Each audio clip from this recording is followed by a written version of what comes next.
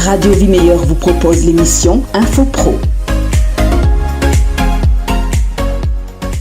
On retrouve notre espace Info Pro avec Monsieur Yann Jeanne, expert conseil assurance retraite à la Caisse générale de la sécurité sociale de Guadeloupe. Bonjour. Bonjour Jessie, bonjour tout le monde. Alors avec vous, on revient comme annoncé et pour poursuivre, aller plus loin sur ces informations indispensables à connaître et notamment donc sur l'aspect toujours des démarches en ligne, cette fois-ci pour les demandeurs d'emploi. Aujourd'hui, on parle des démarches des demandeurs d'emploi pour la retraite. On parle de régularisation de carrière, de dépôt de dossier et on parle aussi de la demande de retraite en ligne. Je vous laisse le soin d'introduire. Oui, on parle de quand même certaines petites choses. C'est vrai que depuis le départ, on a commencé par tout ce qui était justement demande de retraite, en tout cas espace personnel, de manière à ce que chacun s'habitue un petit peu avec l'outil informatique. Quand le demandeur d'emploi, de personnes qui perçoivent les allocations chômage, et il est important quand même pour chacun d'entre eux de savoir qu'il y a un délai pour déposer sa demande, mais aussi des démarches à faire en amont. Nous avons déjà plusieurs fois parlé de la carrière, qui est très importante et donc qui doit être mise à jour. Quand on est demandeur d'emploi, c'est encore plus délicat dans le sens où ce que le Pôle emploi cherche à savoir, lorsque vous allez atteindre 62 ans, est-ce qu'il continue de vous payer vos allocations chômage ou est-ce que vous avez droit à la retraite? Donc, pour ce faire, ils doivent savoir si vous avez atteint le nombre de trimestres requis par rapport à votre année de naissance. Je vais prendre un petit exemple. Vous êtes né en 1959, il y a un nombre de trimestres global à avoir qui est de 167 trimestres. Si vous atteignez, donc, lorsque vous allez atteindre votre 62e anniversaire, normalement, le Pôle emploi vous envoie un courrier en vous disant « Rapprochez-vous de la sécurité sociale pour savoir est-ce que justement ces 167 trimestres, vous les avez ou pas. » Si vous les avez, donc cas numéro 1, nous, on va vous payer la retraite. Donc, le Pôle emploi va cesser les allocations chômage et nous, on va prendre le relais. Vous aurez droit à une retraite en fonction des trimestres cotisés et des salaires aussi que vous avez perçus durant votre activité professionnelle. Donc, cas numéro 1. Cas numéro 2, vous n'avez pas le nombre de trimestres, vous en avez moins. La Sécurité sociale va vous faire une attestation de trimestre qu'elle transmettra donc au Pôle emploi et également à vous pour que vous sachiez le nombre de trimestres que vous avez au moment où vous avez votre 62e anniversaire. Ça, c'est une première chose. Et la deuxième chose, à partir de quand vous aurez finalement le nombre de trimestres requis, les fameux 167. Donc, par exemple, je ne sais pas, moi, monsieur Louis a 160 trimestres, il va avoir 62 ans, il a 160 trimestres. Donc, il n'y en a pas assez. Il lui en manque 7. 7 trimestres, c'est un an, pratiquement 2 ans. Donc, ce qui va se passer, c'est que nous, on va vous faire donc le fameux courrier, l'attestation de trimestre, qui dit que vous en avez 160. Que monsieur Louis en a 160 au moment de son 62e anniversaire, et on va lui mettre un peu plus bas, il va avoir le nombre de trimestres, donc les 167 à 1 an et demi plus tard. Donc, ça permettra au Pôle emploi de savoir qu'il continue de vous payer les allocations chômage jusqu'à ce qu'il ait donc les fameux 167 trimestres. Et là, monsieur Louis devra faire une demande de retraite. Avant, on faisait automatiquement une demande de retraite, quoi qu'il advienne. On avait donc une notification de rejet, et ensuite, on apportait la notification de rejet au Pôle emploi et il continuait de payer. La notification de rejet n'existe plus. C'est la fameuse station dont je parle qui fait foi. Donc, vous avez tout intérêt, nous avons tous tout intérêt à mettre notre carrière à jour très tôt. Comme ça, quand le moment de la retraite arrive, on n'est pas pris au dépourvu. On n'a pas de… Si on doit chercher donc des années par rapport à une entreprise qui n'existe plus, c'est plus compliqué. C'est ce que je disais la dernière fois. Donc, en plus pour les demandeurs d'emploi. Ce qui me fait penser au fait que, de mémoire, chers auditeurs, il semble que Madame Jessie devait… Attendez, laissez-moi réfléchir. Oui, c'était ce qu'on s'était dit. Hein. Elle devait faire son espace personnel et nous dire si effectivement, en 3 minutes, elle a réussi à le faire. Donc, Madame Jessie, on vous écoute. En 4 minutes. 4 minutes. Pourquoi pas minutes en plus? Pourquoi Non, j'avais un problème de connexion. Ce n'était pas dû à la démarche parce que j'ai l'impression même qu'en moins de 3 minutes, on peut le faire. On peut le faire. mais j'avais mon problème de connexion, mais je vais être juste dans ce qui s'est passé. Donc, c'est pour cela que j'ai dit 4 minutes. Mais vous avez bien fait d'insister puisque j'ai quelques régularisations à faire. Alors, justement, quand il y a, par exemple, des trimestres manquants, qu'on a les documents en main, on les emmène où? On les envoie où? Comment ça se passe? Alors, quand vous avez commencé à utiliser l'outil et que euh, vous avez normalement la possibilité de le faire directement via votre espace personnel. Très La bien. seule différence avec peut-être un copieur ou une machine plus performante, c'est que vous pouvez faire toutes les feuilles d'un coup. Là, il faudra faire une par une en fonction des situations. Et Ah, nous, on d'accord. reçoit directement, puisque bon, il y a un nombre de MO, comme on dit, Mhm, euh, mhm. à ne pas dépasser. Et normalement, vous pouvez nous fournir les justificatifs via votre espace et nous mettons votre carrière à jour a posteriori. Ce qui est bien, c'est que quand vous le faites vous-même, directement, nous, on le reçoit déjà scanné. Ok, Ce qui nous fait ok, gagner du temps. ça marche. Alors, j'ai deux, j'allais dire, pictogrammes ou symboles. Alors, dans certaines années, alors soit il y a la flèche, enfin un triangle avec, je pense, c'est attention, Mhm. ou Alors, encore, je ne sais pas ce que c'est un chapeau pour certaines, comme un chapeau. Et il n'y a rien dans, il y a rien d'indiqué, ni en trimestre, ni en, voilà. voilà. Alors, j'avoue que tous les items icônes, je ne les connais pas forcément tous, mais ce que je D'accord. peux vous dire, c'est que s'il y a un point d'exclamation, ou en tout cas un manquement quelconque, alors il peut y avoir plusieurs situations. La première, c'est que à la base, vous êtes censé savoir, là pour l'appareil, vous êtes censé trimestre en fonction de l'année où vous avez travaillé. Donc, Oui. la première chose qu'il va vérifier, c'est effectivement s'il y a les 4 trimestres. Ok. S'il n'y a pas les 4 trimestres, il va vous demander, mais est-ce que c'est normal? S'il y en a un, deux ou trois, voire, enfin 0, 1, 2 ou 3, il va vous demander de vérifier si c'est normal. Donc, il y aura peut-être un point d'exclamation ou autre chose qui vous dira, voilà, il n'y a pas les 4. Deuxième chose, donc charge à vous de vérifier si c'est normal en fonction du salaire que vous avez donc, ou en tout cas de l'information que vous avez sur le relevé de carrière. Si le salaire est Absolument. juste, en fonction vous prenez vos bulletins de salaire, vous calculez, vous prenez les 12 fiches de paye, vous prenez les montants bruts, vous les additionnez. Si le salaire que vous retrouvez est celui que nous avons sur le relevé de carrière, ça veut dire que donc il est juste et que c'est le salaire, comme c'est le salaire qui valide les trimestres, donc le salaire que vous avez à valider 0, 1, 2, 3 ou 4 trimestres en fonction de la situation. D'accord. Donc l'appareil vérifie ça d'abord. Mhm. Ensuite, il vérifie, vous avez des variations de salaire. En clair, Ok. le salaire est censé être exponentiel. Donc, si en 95, vous avez 10 000 francs, en 96, vous avez 11 000 francs, en 97, il va chercher peut-être un peu plus que 11 000, voire 12 000. Mais s'il voit 9 000, il va vous dire, pour lui, c'est anormal qu'il y ait une variation inférieure. Absolument. C'est la deuxième chose qu'il cherche, pardon. Et ensuite, troisième chose, absence carrément de versement. Il Mhm. va vous dire, voilà, aucune information n'est connue. Est-ce que c'est normal? Est-ce que pendant toute cette période, vous n'avez pas eu d'activité? Donc, encore une fois, nous devons tous à chaque fois vérifier au niveau du relevé de carrière ce qui manque.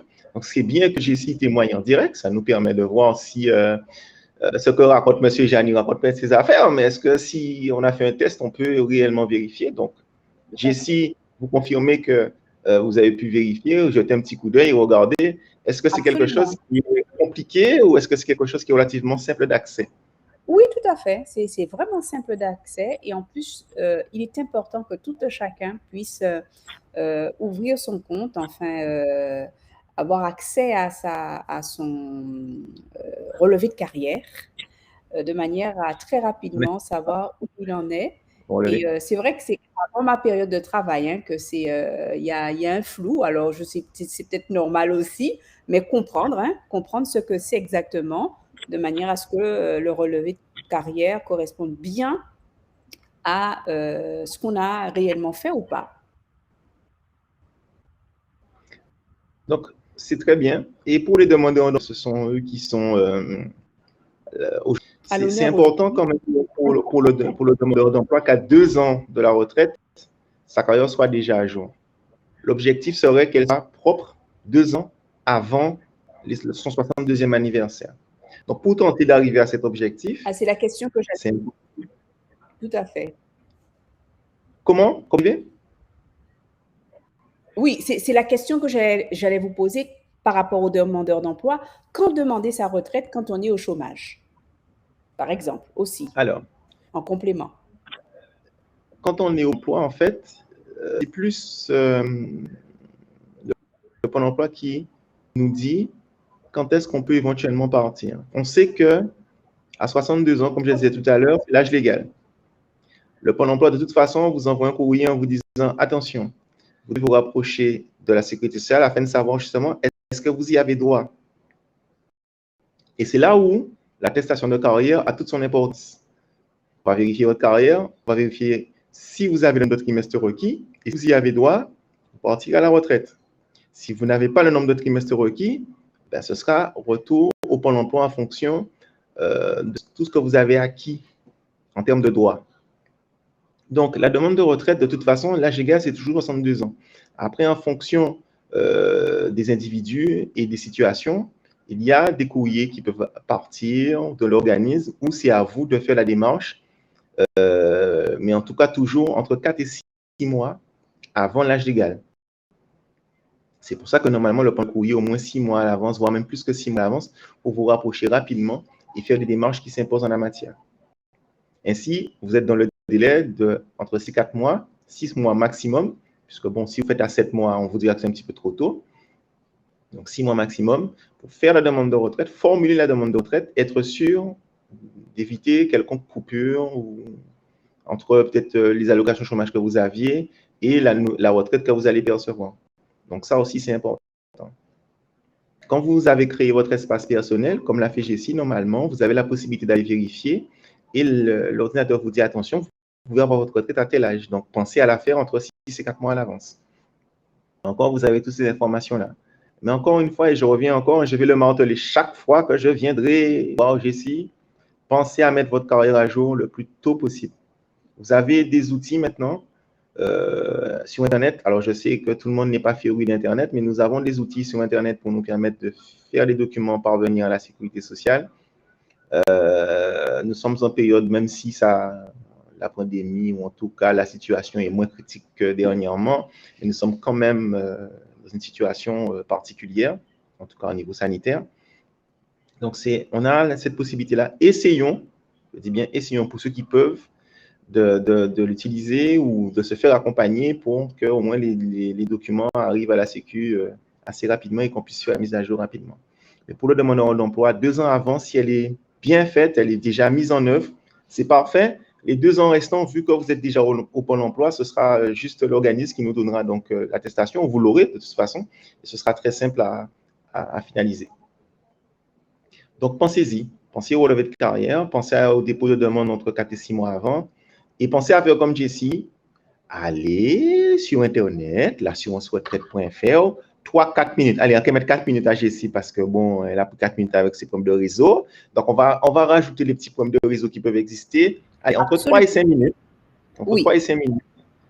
Vous avez la possibilité de créer votre espace personnel et ensuite d'aller voir votre relevé de carrière tout de suite. Il n'y a pas de temps d'attente, vous cliquez, vous pouvez le voir. Et vous avez également le relevé de situation individuelle qui vous permet d'avoir tous les régimes pour lesquels vous avez cotisé. Donc, c'est tout bénef. Tout bénef. Tout bénef. Alors, vous avez l'âge pour partir, mais l'âge à taux plein. À taux plein. Alors, pour ceux qui veulent en savoir plus sur ce terme-là, est-ce que vous pouvez nous en dire un petit peu plus? Alors, le taux plein a plusieurs visages. Ce qu'on appelle taux plein, c'est le nombre de trimestres global dont je parlais tout à l'heure, qui est requis par rapport à son année de naissance et qui varie donc en fonction des années. Tous les 3 ans, on rajoute un trimestre. Donc, les personnes qui sont nées en 55, 56, 57, c'était 166. 57, 58, 59, 167. 60, 61, 62, 68, etc. Ça, on parle de taux plein quand on a atteint donc cette durée globale de cotisation, cette durée d'assurance. Le deuxième taux plein, c'est un taux plein qui peut être par l'âge. Donc, vous êtes reconnu inapte au travail, invalide, en situation de handicap. Là, on peut parler de taux plein. Ce qui veut dire que si vous n'avez pas le nombre de trimestres dont je viens de parler, ce n'est pas grave. On va faire avec le nombre de trimestres réel. D'accord. Autrement dit, vous aurez d'en avoir 167, vous en avez 150, mais vous êtes reconnu inapte ou invalide. On va calculer votre retraite sur les 150. Troisième cas de figure, le taux plein par l'âge, 67 ans. Il y a toujours une fourchette de 5 ans. Avant, c'était 60, 65. Aujourd'hui, c'est 62, 67. Donc, à 67 ans, on se retrouve dans le même cas de figure que l'inaptitude ou l'invalidité. On va calculer votre retraite sur le nombre de trimestres réels que vous avez. D'accord. Donc, trois choses, la durée d'assurance, donc le nombre de trimestres, la pathologie ou encore l'âge, 67 ans. En ce sens, on peut parler de taux plein. Tout à fait. Alors, une question par rapport à cela. Le demandeur d'emploi doit se dire, pour certains, je ne travaille pas. Comment ça se fait? Comment ça se calcule? Voilà, se poser des questions quand même voilà, par rapport à quelqu'un qui travaille. Alors, je ne travaille pas maintenant, mais j'ai eu une activité dans le passé. Si vous avez des allocations chômage, c'est que vous avez une activité professionnelle auparavant qui vous permet justement d'avoir ces allocations chômage. Parce que sans activité professionnelle, vous n'auriez rien perçu. Ce que vous devez savoir, c'est que, encore une fois, c'est le nombre de trimestres qu'on va regarder. Tout est pris en compte. Si on se rappelle bien, je disais la dernière fois qu'on dans une vie, on peut être militaire, on peut avoir été malade, on peut avoir été en maternité, au chômage, travailler dans d'autres régimes, agricoles, publics ou à l'étranger. Donc, tous ces trimestres-là sont comptabilisés. Si on atteint le nombre de trimestres requis, c'est très bien. On part à la retraite. Si on n'a pas, on va devoir cumuler encore des trimestres de chômage, puisque chaque fois que le Pôle emploi vous paye des allocations chômage, il y a des trimestres qui sont ensuite mis sur votre relevé de carrière. Donc, vous avez des trimestres à chaque fois. Et on essaie de voir si on arrive justement à la durée d'assurance dont je parle depuis tout à l'heure. Maintenant, la retraite, effectivement, est calculée sur les salaires que vous avez eu auparavant et sur les meilleurs salaires possibles. Normalement, les 25 meilleures années. Si vous n'en avez pas 25, vous n'en avez que 20, ben, ce sera sur 20. Si vous en avez 10, ben, ce sera sur 10. Mais ce sera toujours sur les salaires. Peu importe les situations, ce sont les salaires cumulés, les cotisations qui vous permettent d'avoir une retraite. Donc, qu'on soit demandeur d'emploi ou autre, on va toujours regarder le nombre de trimestres et ensuite les salaires que vous avez eus pour pouvoir faire le calcul de la retraite. Voilà. D'où l'intérêt avec ces éléments que vous avez donnés, de savoir comment on doit mieux se positionner pendant qu'on est dans cette vie active. C'est pour ça qu'il faut regarder le relevé de carrière relativement tôt pour pouvoir le mettre à jour, parce que ces salaires-là vont servir après pour le montant de la retraite. Et quand on s'y prend tard, après, c'est compliqué de trouver ou les fiches de paie si elles sont un petit peu fatiguées, comme on dit, ou les employeurs qui n'existent peut-être plus. Donc, attention à bien préserver ces justificatifs sur plusieurs formats, qu'ils soient papier ou numériques, de manière ensuite à pouvoir les utiliser. Gardez tous vos documents jusqu'à ce que vous soyez à la retraite. Tant que ça n'est pas parti, pas jeter à rien, pas brûler à rien, pas laisser à rien mouiller, on garde nos affaires précieusement. Tout à fait. Alors, j'ai une question. Aujourd'hui, on se rend compte que la Caisse générale de la sécurité sociale, en tout cas en Guadeloupe, certainement c'est partout pareil, hein, communique énormément sur la retraite. Est-ce qu'il y a une raison particulière? Est-ce que c'est suite à un constat justement de relevé de carrière incomplet, de problèmes rencontrés sur le terrain, que vous avez décidé au niveau de la Caisse de mettre vraiment tout en œuvre pour pouvoir communiquer autour de cela? Alors, on a changé de braquet pour plusieurs raisons. La pandémie aussi a fait que nous avions plus de difficultés à correspondre avec nos clients. Il y a ça. Ensuite, tout ce qui est numérique, ça prend de l'ampleur au fur et à mesure. Donc, il faut aussi suivre. Il faut aussi proposer de nouvelles formules à nos assurés pour qu'ils puissent s'y retrouver. La communication est beaucoup plus accrue parce que nous avons fait le constat qu'il y a peut-être des clients, des assurés, des usagers qui méconnaissent pas mal d'avantages auxquels éventuellement ils pourraient bénéficier. Donc, c'est important de parler retraite, de revoir peut-être pour certaines personnes et de découvrir pour d'autres. Donc, oui. Et ça ne fait que commencer. puisque bon, on essaie quand même d'avoir une politique de communication beaucoup plus large, beaucoup plus importante, pour permettre à tout un chacun d'avoir un maximum d'informations. Le droit à l'information aussi nous l'impose.